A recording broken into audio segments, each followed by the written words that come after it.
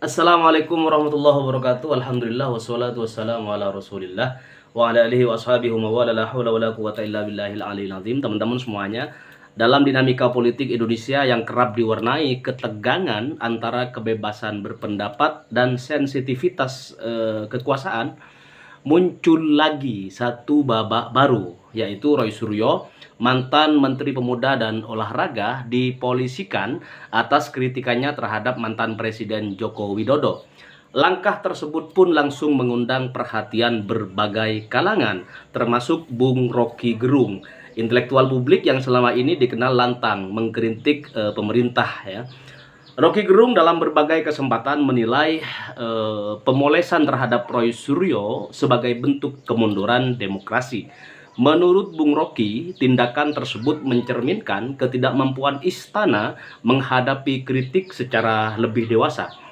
Kekuasaan yang alergi kritik adalah kekuasaan yang sedang panik, begitu kata Rocky Gerung dalam sebuah diskusi publik ya.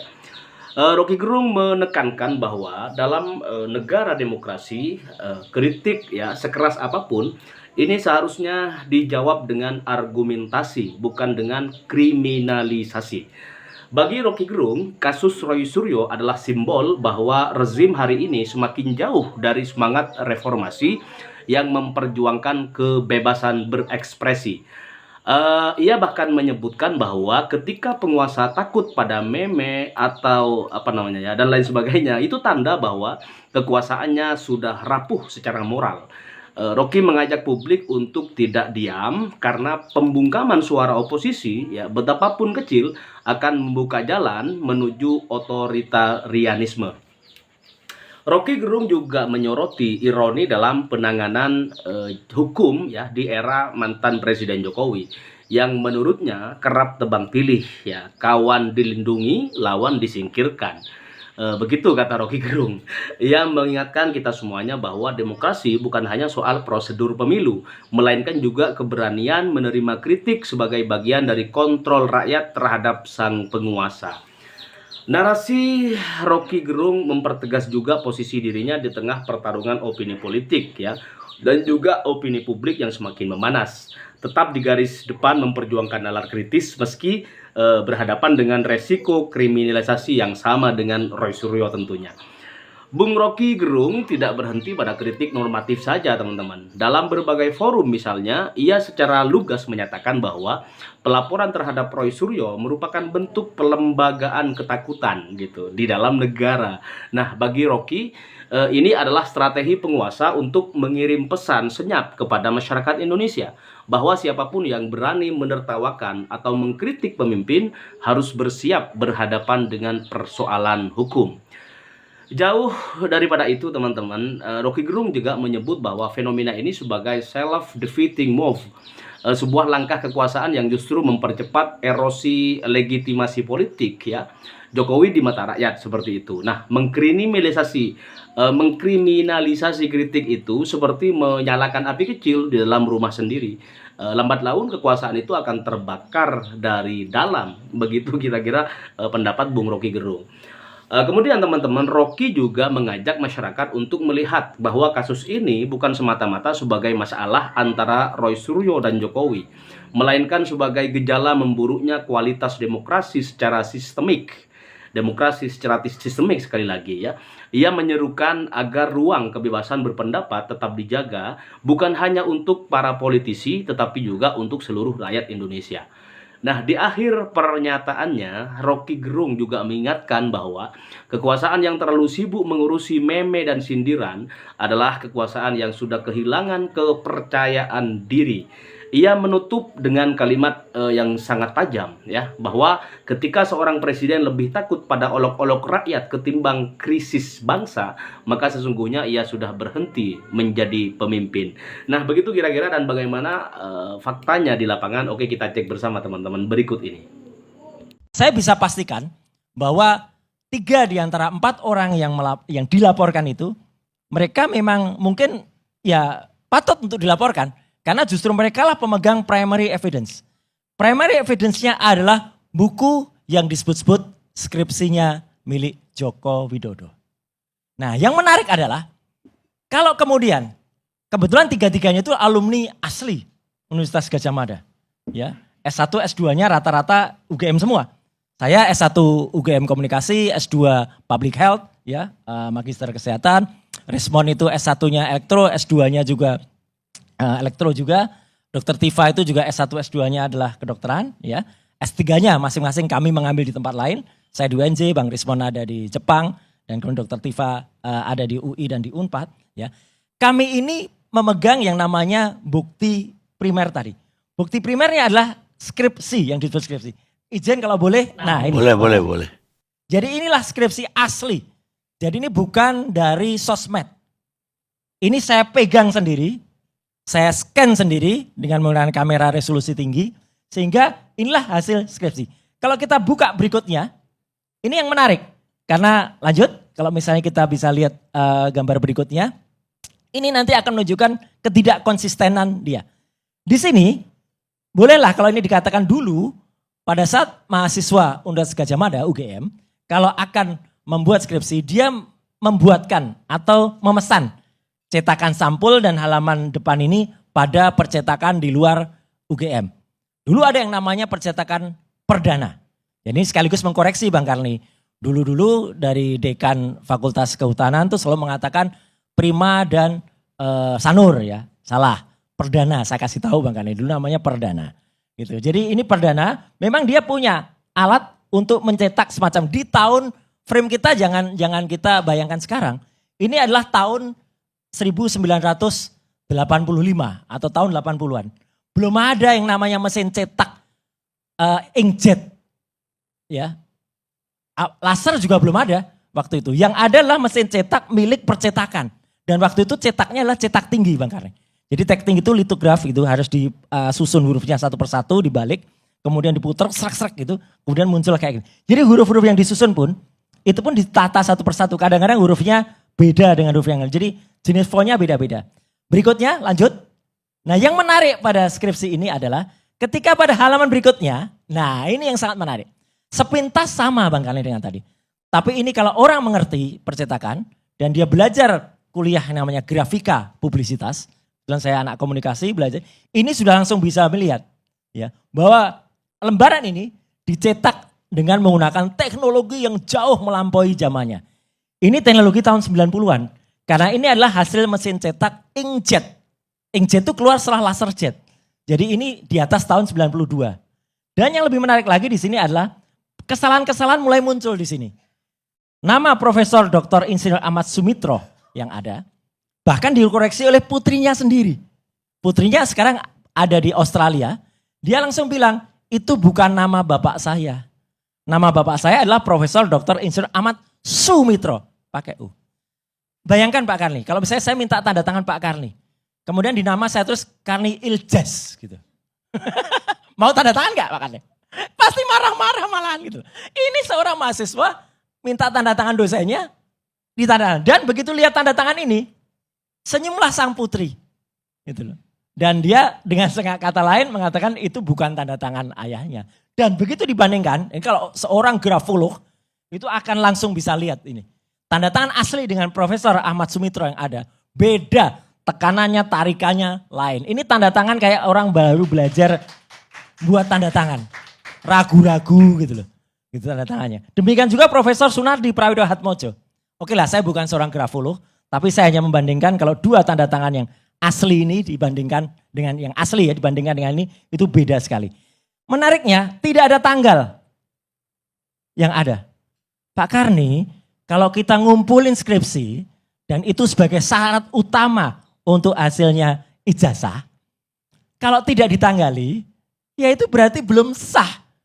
Harus ada tanggal. Oke lah boleh tanggalnya tuh tulisan tangan itu malah asli kalau tanda tangan. Tapi kalau nggak ada tanggal, nggak ada bulan, nggak ada tahun, ini tahun berapa? Lanjut berikutnya, lucu sekali. Di sini tertulis Profesor Dr. Insinyur Ahmad Sumitro. Ya, kemudian ketika berikutnya ini ada lembaran yang dia mengucapkan terima kasih ya kepada beberapa nama, halaman persembahan. Lanjut, boleh dilanjutkan? Di sini masuklah halaman yang diketik. Nah ini ketikan manual, ketikan. Kalau saya sering nyebutnya mesin ketik tenaga uap Pak Kan. uap manusia. Gitu ya. Jadi di sini tertulis tadinya di depannya profesor, di sini masih doktor. Berubah. Iya, artinya ini duluan dan memang kertasnya lebih kuning kalau dibandingkan tadi. Ini nanti kalau diuji, ya pakai uji karbon, langsung kena ini kertas tahun berapa, depan tadi kertas tahun berapa. Udah langsung match itu. Tapi di sini pun kelihatan, Dr. Insinyur Ahmad Sumitro ini nggak pernah disebut oleh teman-teman. Di depannya profesor. Saya di depan lebih saya yang tanda tangan. Saya profesor, di belakang saya turunkan lagi jadi dokter nih gimana. Dan yang paling menarik Pak Karni, bukti rekamannya ada. Berkali-kali Jokowi itu mengatakan pembimbing saya adalah Pak Kaspujo. Ada 2 kali dia menyebut, tahun 2017 dan tahun belum lama. Disebut saya dibimbing Pak Kaspujo bolak-balik. Dulu Pak Kaspujo itu galak sekali gitu. Nama satu pun nama Pak Kaspujo nggak ada di sini. Padahal itu dosen pembimbingnya. Apa jadinya seorang Kaspujo, dengan hormat kepada Pak Kaspujo, ya. Kalau kemudian nama bapak tuh nggak ditulis di sini, lah ini skripsinya siapa? Gitu loh. Kalau kemudian ini nggak ada nama Pak Kaspujo, jadi Pak Nardi memang sudah ditulis profesor, tapi Pak Ahmad Sumitro nggak ada. Lanjut berikutnya. Jadi ini memang sudah ketikan. Jadi ini mungkin skripsi benar. Jadi ini ketikan manual. Oke, terus. Ada daftar isi, ada daftar lampiran. Kita cepat aja supaya nggak terlalu lama. Yang menarik, sebelum daftar isi, Pak Karni dan semua narasumber, skripsi itu harus diuji terlebih dahulu. Ada yang namanya harusnya lembar pengujian. Dan itu ada tanda tangan dosen penguji harusnya. Di sini nggak ada. Di skripsinya yang disebut tulisan Joko Widodo ini nggak ada lembar pengujian. Berarti skripsi itu nggak pernah diuji. Atau siapa pengujinya nggak ada. Lanjut, next. Dan kemudian ketika kita lanjutkan, dan ini saya pertanyakan pada saat pertemuan tanggal 15 April kemarin di Universitas Gadjah Mada di ruang 109. Ya. Agak kaget pihak UGM karena di situ nggak ada lembar pengujian. Lucunya, kemudian ada salah satu temennya menunjukkan, punya saya ada mas. Oke, punya temennya tuh milik Pak Saminuddin Bahrori Tau namanya. Dan itu ada, nanti saya tunjukkan. Mungkin langsung ke lembar pengujian saja biar cepat. Terus yang ada. Nah ini, dia menunjukkan ini. Ternyata juga tidak ada tanda tangannya. Alasannya kami yang kumpulkan itu aslinya ada kok mas gitu, dia bilang gitu. Tapi yang dikumpulkan kan ini, yang di Semangat Kampus yang ini. Menariknya lagi Bang Karni dan pemirsa ALC di mana saja berada. Ini yang juga sampaikan oleh Dr. Rizwan waktu itu pernah. Bahwa dipertahankan di depan Dewan Penguji tesis. Tesis itu adalah untuk S2, bukan sarjana. Jadi kalau S1 harusnya skripsi, S2 itu tesis, S3 itu disertasi. Ya. Secara terpisah Bang Karni, saya pernah konfirmasikan seorang guru besar, yang kebetulan guru besar itu sekarang nantinya akan berhadapan dengan saya. Ya, karena beliau adalah lawyer dari Pak Jokowi, ya, gitu. Kemarin saya tanyakan, Prof, jujur, kalau S2 itu tesis itu S1 atau S2? S2 Mas, gitu. Ya udah. Jadi ini adalah lembar untuk pengujian S2. Kok bisa diberikan kepada kita untuk menunjukkan ini S1? Kesimpulannya dari skripsi ini, Bang Karni. Jadi skripsi ini adalah primary evidence, bukti primer yang kami periksa, dan kalau skripsinya kayak gini, dengan segala hormat Bang Karni, selaku mahasiswa UGM, lulusan UGM S1 dan S2, dan saya menggunakan ini bukan apa-apa Bang Karni. Ini tuh pin aktivis mahasiswa yang disematkan langsung oleh rektor waktu itu Pak Kusnadi Raja Sumantri almarhum. Hanya beberapa orang yang dapat ini, dan ini kami disematkan karena kami mengadakan acara di Jakarta. Ya.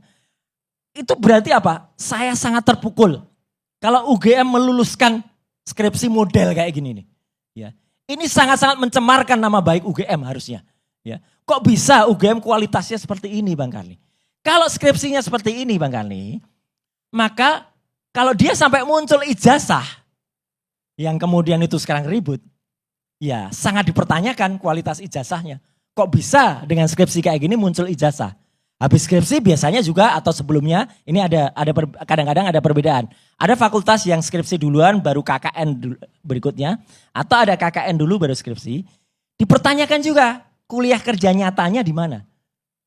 Dan kemarin ketika kami pertanyakan di depan 2 profesor, wakil rektor 1 dan wakil rektor bidang kemahasiswaan, mereka kebingungan untuk menjawab itu di mana KKN-nya. Padahal kan jelas orang yang pernah kuliah, Bang Kali, pasti ingat KKN-nya di mana, bahkan nama dosen pembimbing pun tidak boleh lupa. Masa dosen pembimbing lupa? Satu lagi, jurusan saja tidak boleh lupa. Saya kuliah di Fakultas Ilmu Sosial dan Ilmu Politik S1-nya Bang Karni. Dengan bangganya saya bisa nyebut jurusan saya adalah jurusan komunikasi. Dulu namanya publisistik. Sekarang ada juga yang dulu namanya jurusan sosiatri, sekarang berubah menjadi nama lain. Tapi dia harus ingat, kalau nama jurusan yang disebutkan saja salah, namanya teknologi kayu katanya. Padahal jurusan teknologi kayu itu nggak pernah ada di Fakultas Kehutanan. Ini artinya mahasiswa apa gitu loh. Itu. Nah, jadi ini sekali lagi sehubungan dengan pasal 160 yang katanya dituduhkan. Apakah fakta-fakta ini fakta 99,9% asli kalau ini karena kita pegang.